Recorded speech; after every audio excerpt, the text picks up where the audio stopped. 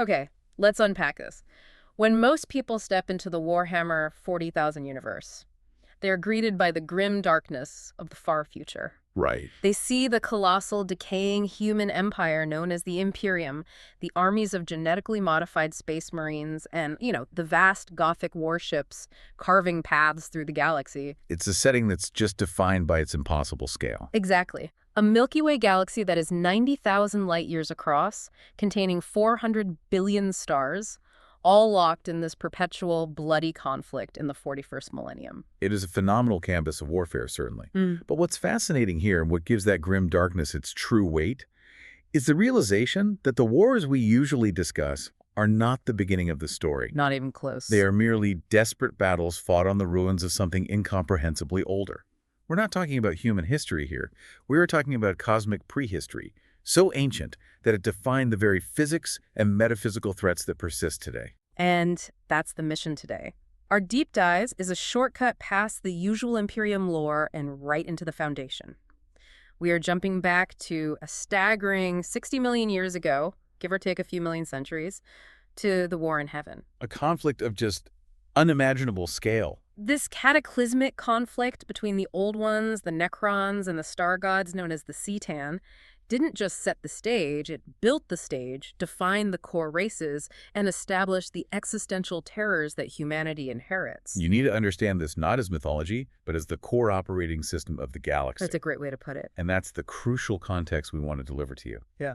Everything the current inhabitants face, the chaotic nature of the psychic dimension known as the warp, the unpredictable tides of chaos, the sudden awakening of tomb worlds, is a direct, inevitable legacy of this one specific, staggeringly violent conflict. So if you understand the War in Heaven, You understand why the 41st millennium is so fundamentally broken. So let's travel back in time until the galaxy is pristine, young, and largely empty of the species we know today.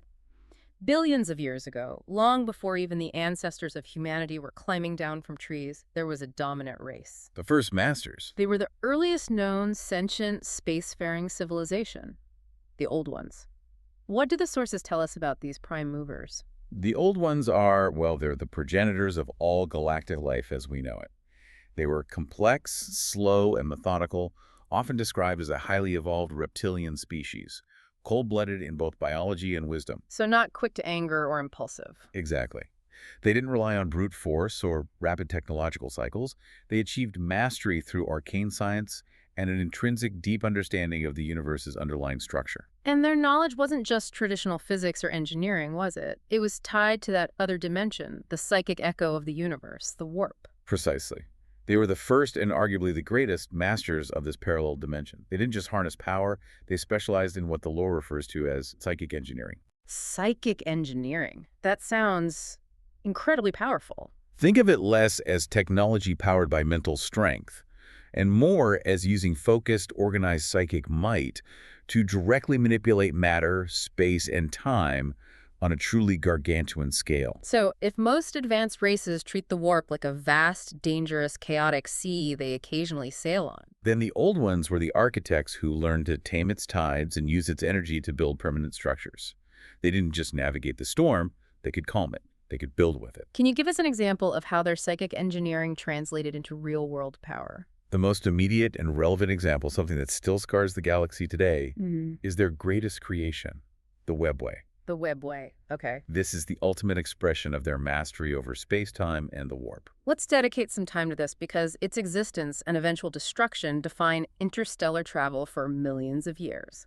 What exactly is this webway? Imagine a massive, intricate network of extra-dimensional tunnels. It's an intergalactic conduit system, allowing them to bypass the material reality of space. So it's not a physical road. No, not at all.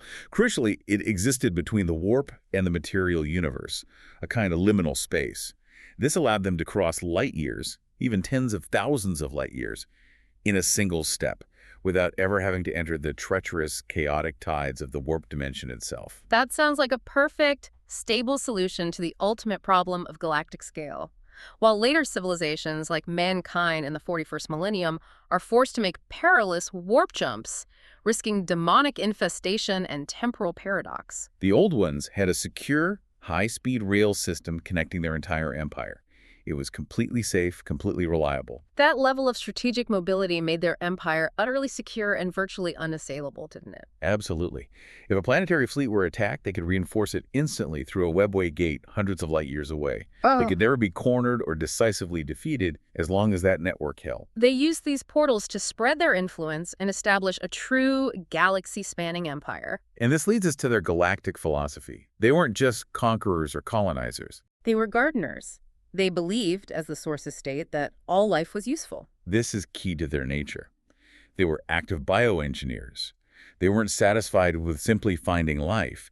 They were continually nurturing, modifying, and accelerating the evolution of nascent species across their domain. So they were shaping the future of the galaxy, literally. They are credited with impregnating thousands of worlds, actively guiding evolution to produce species with specific traits, often tying them to the warp. Early mankind was included in this project, but we also have the seeds of other crucial races. The Eldar, for example, known for their immense psychic potential. And the Quark, the robust ancestors of the Orcs. The Old Ones were manipulating the future, hoping to create a stable, biologically diverse galaxy aligned with their warp-powered wisdom. Indeed.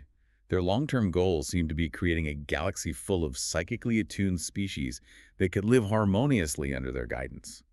But the sheer scale of their power meant that they were perhaps complacent or simply unaware of the deep cosmic horrors that had preceded them. And that complacency was tested early. Even at the height of their power, they had their first brush with something truly primordial, the Cetan. Ah, the star gods.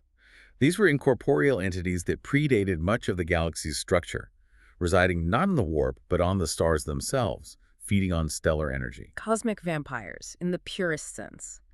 But untouchable because they were fundamentally immaterial? You'd think so. Wait, if they were immaterial and fed on the stars, how did the Old Ones even detect or battle them? Through their psychic engineering, the Old Ones had such profound mastery of reality that they could perceive and interact with energy signatures that were invisible to standard science. They recognized the Cetan as a threat to their nascent galactic order. So they could see these things that were, for all intents and purposes, ghosts living in suns. Exactly. And the sources are clear. The Old Ones battled these stellar energy-feeding entities and, astonishingly, defeated them. To defeat something that feeds on suns and force it into hiding, that shows an uncorrupted psychic power that is almost impossible to comprehend. They were truly the first galactic masters, with the ability to impose order even on the most terrifying forces of the cosmos. The Old Ones established this ordered psychic empire, believing their methods and their webway network made them unassailable. But history, especially cosmic history, rarely rewards permanence. And the fatal threat didn't come from a cosmic god or warp entity, did it? No, it came from a miserable, short-lived race consumed by envy and bitterness. The Necrontyr. The Necrontyr provide a perfect, tragic contrast. They weren't primitives. They were highly advanced, technologically sophisticated, capable of galactic travel and complex metallurgy, but they were cursed by their homeworld. Their sun was toxic, radiating lethal levels of harmful energy. This meant that the Necrontyr species suffered terribly. Their bodies were constantly ravaged by disease, and their lifespans were incredibly short, averaging only a few decades. Brilliant, ambitious, but constantly staring into the abyss of mortality. And at the same time, they're looking out into the galaxy. And they see this race of, for all intents and purposes, immortals. So you have a decaying, dying species watching the long-lived, healthy, seemingly immortal Old Ones expand their empire with ease through the webway. That had to breed deep psychological wounds. It wasn't just envy. It calcified into an existential resentment. The Necrontyr viewed the Old Ones' long lives and mastery of the galaxy as an intolerable cosmic injustice. They had the technology to conquer, but lacked the time to enjoy the fruits of victory. Desperate, they approached the Old Ones. They petitioned them for the secret of eternal life. Yes.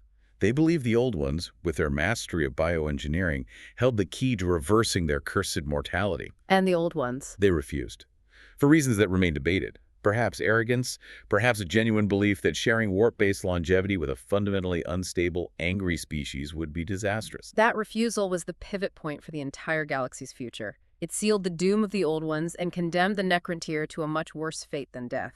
It galvanized the simmering hatred.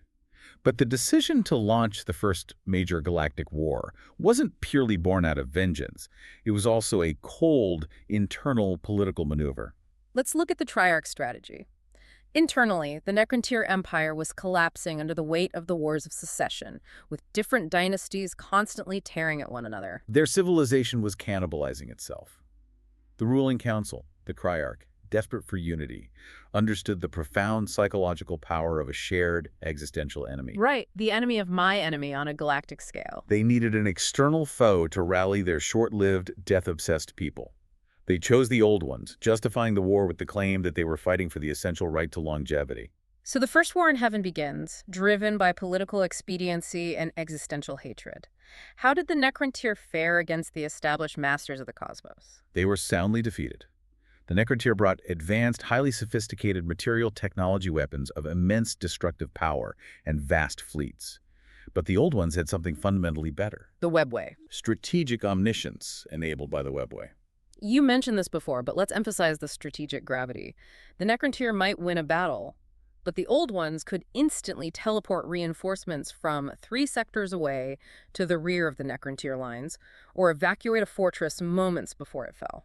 Exactly.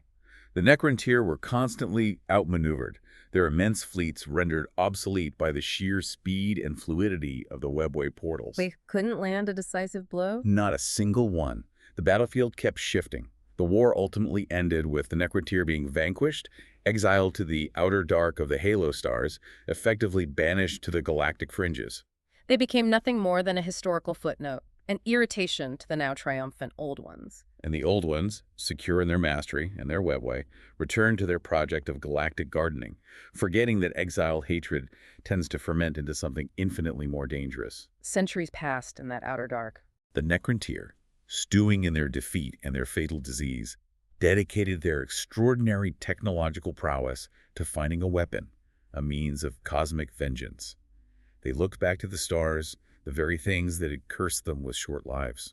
And while studying their sun, the Necrontyr made a discovery that would plunge the galaxy into true, epoch-ending darkness. They found the Cetan again, the star gods that the Old Ones had defeated and forced into hiding. This was their fateful moment. They found these entities, incorporeal beings of raw energy, and named them Cetan, meaning star gods in their tongue.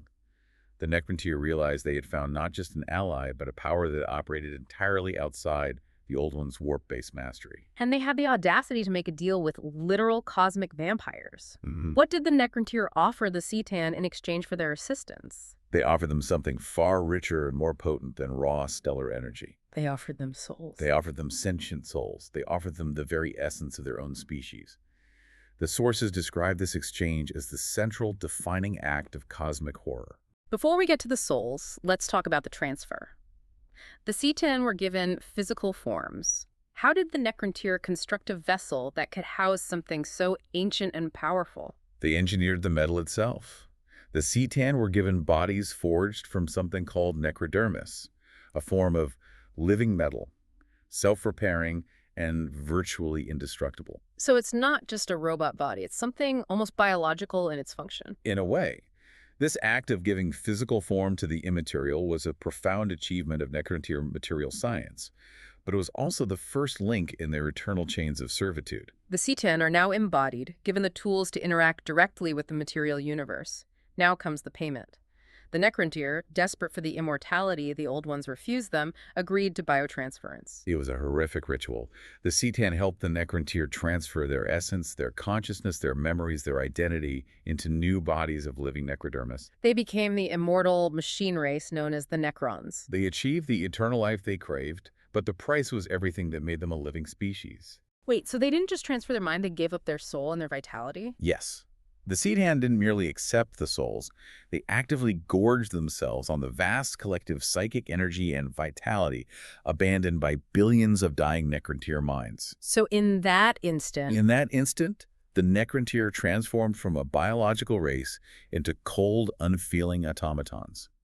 They lost the capacity for true emotion, creativity, hope, and often individual memory.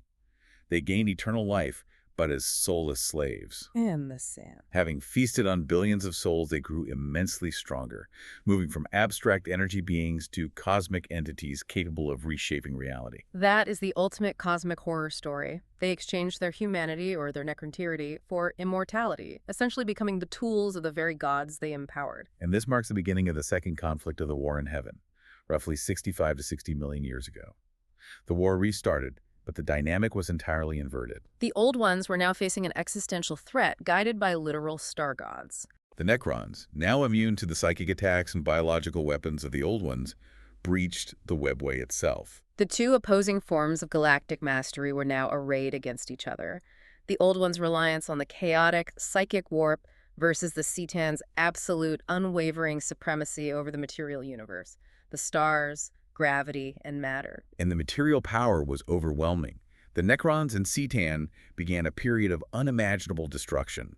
The sources speak of the Cetan dominating the galaxy, not just with immense armies, but by fundamentally violating the laws of physics. Describe that scale of destruction, because we need to feel the weight of this cosmic catastrophe. It was complete systemic collapse. Mm. The Cetan used their physical bodies, now empowered by billions of stolen souls, to extinguish suns. Just turn them off. They would simply draw the stellar energy into themselves, darkening entire star systems. They devoured star systems whole. The Old Ones' fortified bastions, previously secured by the webway, were besieged and fell one after another. And all the species the Old Ones had nurtured. Nothing more than raw fuel. They were being fed upon like cattle by the star gods' eternal hunger. It's incredible to imagine being so casually powerful, they would extinguish suns just to sate an appetite. It's reported that the Cetan would even unleash battles against each other for sport, simply for the pleasure of consumption. That arrogant, godlike cruelty defined the era. They didn't see the galaxy as something to govern or manage, but as a larder. They built and smashed countless cities and entire dynasties using the Necrons as their shock troops and engineers. And this just kept going. It continued until the supply of cattle, the living races, began to dwindle, which led to the Cetan turning on each other, consuming fellow star gods in a horrifying cannibalistic display. The cosmic tide had turned irrevocably against the Old Ones. The Old Ones, the masters of psychic engineering and biocreation, were losing a war against the gods of the material universe. Their great advantage, the webway, had been breached by the Necrons. So they were forced to turn to their last desperate strategy. Doubling down on the volatile power that defined them, the warp. They realized that their material strength, even their highly advanced technology, couldn't match the Cetan supremacy over matter. Their only remaining path was to create a force so steeped in psychic power that it would be anathema to the Necrons, who were fundamentally resistant and hateful towards the warp. This was a Hail Mary pass of genetic engineering. They focused all their remaining efforts on creating a living weapon, accelerating evolution on a massive scale. They needed quick, potent, hot-blooded warrior races. The goal was to breed new life forms with an immensely strong connection to the warp, who could channel pure psychic energy, the closest thing to true magic, against the metallic, soulless legions of the Necrons. And these young races are the ones that survive today, becoming the dominant, if fractured, powers of the 41st millennium. Exactly. This final, desperate wave of bioengineering included the Eldar or Eldari, with their inherent psychic sensitivity. They also created the Quark. The massive, green-skinned, hardy ancestors of the Orcs, engineered purely for war and rapid growth. Other species included the strange technology-mimicking Jokero, the Kim, and the Roshan. So the Eldar were essentially created as the Old Ones' psychic shields, and the Orcs, or Quark, were the bioengineered shock troops, designed for endless, brutal, and self-replicating warfare. Precisely. They were designed not just to fight, but to survive under impossible conditions.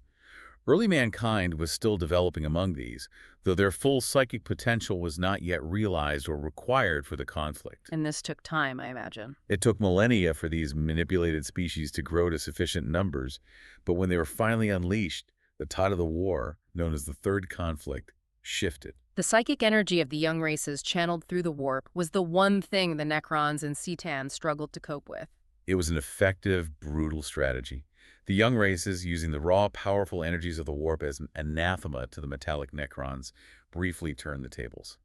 The Necrons and their star godmasters were finally forced on the back foot. Victory, however slim, seemed within the grasp of the collapsing Old Ones. But this is where the Old Ones commit the catastrophic, self-inflicted wound that ultimately destroys them. They relied on the one element they could control, the warp, and in doing so, they brought forth something far worse than their mechanical foes. This is where it gets really interesting, and where the core lesson of the galaxy is tragically delivered. The sheer, unprecedented release of psychic energy, the maelstrom of souls experiencing the carnage of war, the growing pains of these new, powerfully psychic races, fundamentally destabilized the Empyrean itself. They didn't just use the psychic dimension, they violently abused it, transforming it into a hostile environment. Absolutely. The chaotic energy, the intense emotions of billions of beings at war coalesced. Older, predatory entities in the warp were drawn to this beacon of fear and rage, and the dimension itself became actively hostile, allowing incursions into reality. And the most disastrous consequence of this psychic feedback loop was the arrival of the Enslaver Plague. The enslavers were predatory warp entities that found an easy route into the material universe through the rifts created by the immense psychic output of the Old One's new armies. And they operated through mind control. Yes, dominating the psychically adept young races and creating massive, permanent warp rifts that allowed even more horrors to spill forth. The Enslaver Plague spread like a terrible cosmic epidemic. So the Old Ones were now fighting a two-front war. The implacable, soulless Necron-Citan onslaught from the material universe. And the mind-controlling, warp-spawned perils brought forth by their own creations. It was the perfect storm that brought about their annihilation. The Enslaver Plague systematically breached the Old One's intergalactic networks, crippling their ability to coordinate. The combination of mechanical destruction and the collapse of their psychic defenses broke the Old One's power entirely. They were scattered, defeated, and ultimately annihilated. Ending their reign as the masters of the cosmos and leaving the galaxy profoundly wounded. That is the ultimate cautionary tale right there. The masters of the warp were destroyed because they failed to control the volatility inherent in the power they harnessed. And that failure leaves a lasting scar. The collapse of the Old Ones also meant the strategic destruction of the Webway network. It wasn't completely ruined, but it was shattered, filled with breaches and dangers, forcing all subsequent galactic civilizations, including humanity, to rely almost entirely on the dangerous, unreliable, and chaos-infested tides of the warp for interstellar travel. The Old Ones' fall literally made the galaxy unsafe to traverse. The Old Ones are gone. The war in heaven, in terms of its initial objective, is over. The Necrons and the Citan had the immense satisfaction of watching their despised enemy vanish. But that victory was incredibly shallow. The Citan, exhausted from their eons-long celestial war, weren't planning a triumphal galactic reign. They immediately reverted to their base instincts. Which were? Feasting. They began feasting on both the remains of the defeated civilizations and, critically, one another. The Necrons had traded one tyrant for many. While the Citan bickered, consuming each other for sport and sustenance, the only surviving member of the Necrontyr ruling council, Surik, the Silent King, saw his opportunity. This is perhaps the greatest tactical brilliance in the history of the Necron race. Surik realized that eternal life wasn't worth eternal soulless slavery. He led an unrelenting rebellion against the very masters that granted them immortality. It was an act of profound, desperate agency, considering the Necrons had sacrificed their emotional capacity. Yet the drive for freedom, perhaps the last echo of their old Necrontyr spirit, motivated Surik. He and the Triarch realized that while they had defeated the Old Ones, they were now simply living tools of the Citan's eternal hunger. How did mere automatons, even with advanced technology, manage to defeat literal star gods that had just extinguished suns? It must have been a catastrophic internal war. It was a conflict of staggering scale, costing millions of Necron lives, or rather, shells. The Necrons succeeded because Surik had the foresight to withhold the true destructive potential of their technology from the Citan during the war in heaven. So he was playing the long game from the very beginning. He deployed weaponry specifically engineered to target the Citan's new, physically embodied forms. We're talking about the high-end Necron tech we see hints of in the current setting, aren't we? The Gauss weaponry, the ability to phase through reality, the use of dimensionally shifting attacks. Precisely. They used technology that broke the Citan's material mastery. So they couldn't just destroy them outright. No, the Necrons, using their incredible science, successfully shattered the Citan. They couldn't be truly destroyed. They are, after all, entities of cosmic energy. But they were broken into thousands of smaller, still incredibly powerful fragments known as shards. And the ultimate act of imprisonment, they locked away these god fragments, preventing them from reforming or consuming the galaxy again. Yes, they imprisoned them within incredibly complex technological devices, often referred to as tesseract labyrinths. These devices contain and torture the Cetan shards, trapping them in a dimensional prison where their immense power can occasionally be harnessed by the Necrons, but never unleashed fully. An incredibly costly victory, but they were finally free. They won the war in heaven, then immediately won the war in hell against their own demonic creators. So why didn't the Necrons, the last implacable force standing, just take their rightful place as the rulers of the cosmos? The galaxy was fundamentally unsuited for immediate control. Eons of warfare, followed by their incredibly costly rebellion, left the Necrons severely weakened. It was a mess. Moreover, the galaxy was now infested with the chaos wrought by the Enslaver Plague and the growing, volatile psychic energies unleashed by the young races. It was a polluted, chaotic, and dangerous inheritance. Zarek, the Silent King, made the ultimate strategic choice for long-term survival: the Great Sleep. He determined that the galaxy needed time to cleanse itself of the chaotic psychic forces, the enslavers and the Old One's lingering influence. So he put his entire race to bed. He led the entire Necron race into hibernation. Beneath their ancient holdings known as Tomb Worlds, the legions entered stasis, intending to rebuild their strength in the darkness and emerge millions of years later to reclaim a stable galaxy. And Zarek himself. He, believing his failure to prevent biotransference warranted punishment, went into self-imposed exile outside the galaxy, carrying the burdens of leadership and regret. Wow. And with the Old Ones annihilated, the Cetan shattered, and the Necrons hidden in stasis. The mantle of galactic dominion was left vacant. The surviving lesser creations, specifically the Eldar, inherited the galaxy. They had fought alongside the Old Ones, survived the Enslaver Plague, and were now poised to become the dominant force in a galaxy irrevocably scarred by cosmic warfare. So what does this 60-million-year journey into prehistory mean for you, the listener, navigating the complex lore of the 41st millennium? Well, We've seen that this history isn't just backstory, it's the very foundation of the universe. the core insight is that the galaxy inherited by the Eldar, and eventually humanity, is a broken mechanism. The key forces that plague the 41st millennium are not new threats, but recurring patterns established in the war in heaven. So the Necrons aren't invaders. They are the original inhabitants waking up to a galaxy filled with younger races they view as trespassers and, quite literally, harvestable resources. It sets a terrifying context. The current inhabitants are literally just moving around among the ruins of giants, playing out skirmishes in an ancient, vast graveyard. And the twin forces of mechanical implacability, the Necrons and Cetan shards, and psychic chaotic power, the Eldar and Warp entities, are locked in an endless dance, defined by the two factions that fought the war in heaven. What's especially poignant is the cyclical nature of the mistakes, isn't it? It absolutely is. The Old Ones were destroyed because their psychic creations destabilized the Warp, leading to the Enslaver Plague. And if we connect this to the bigger picture, The Eldar, who inherited the galaxy, repeated a version of this mistake millennia later. Their psychic exuberance and unchecked emotional excess eventually created such a powerful psychic echo that it birthed a new chaos god, Slanesh, destroying their empire and creating the immense psychic wound known as the Eye of Terror. so the same mechanism of self-destruction that ended the Old Ones came back to shatter their greatest creation, the Eldar Empire. It seems the fundamental dangers the Old Ones risked never truly left the equation. The galaxy is stuck in an endless loop of these two opposing powers, the machine and the mind, both corrupted, both ruined. Which brings us to our final thought for you to mull over.